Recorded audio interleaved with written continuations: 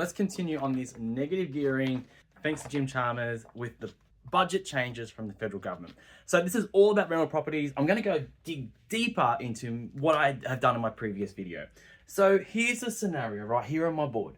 Effectively, there are two types of houses here. We've got essentially the house that was, let's just say that's the red brick one, our old house that is not a new supply house that adds to the current housing we've got out there, out and about in our great nation.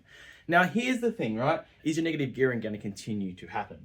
And it really depends on when you bought it. So if you had bought your property before the 12th of May, 2026, there are no changes. You have nothing to worry about. You can continue negative gearing.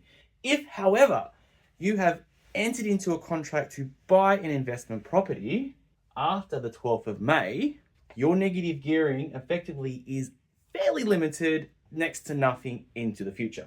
And what I mean by that is that from up until the 1st of July, so basically if you bought it now and exchanged and settled before the end of this financial year, you're going to have a little bit of negative gearing and rent in the 2026 financial year.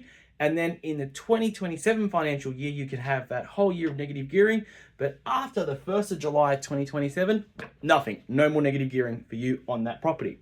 But if you happen to have purchased, and this is, I'm going green because the government's all greeny and yeah, anyway. So if you bought yourself a new property and that is like a new build, no one has lived in it before, you most likely bought it off the plan. It could have been from a property developer. Maybe you went out and did it yourself.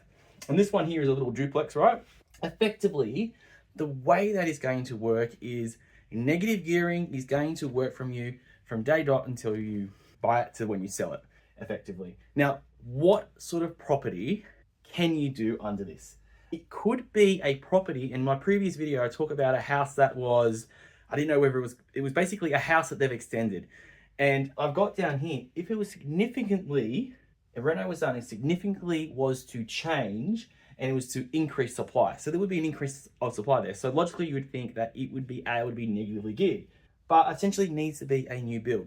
Now, here's the thing, guys. If you do find yourself in a property that you can't claim the negative gearing, you can roll that negative gearing over into future years, and you will be able to offset that against other rental income in the future or any capital gains. Got any questions? Leave a comment.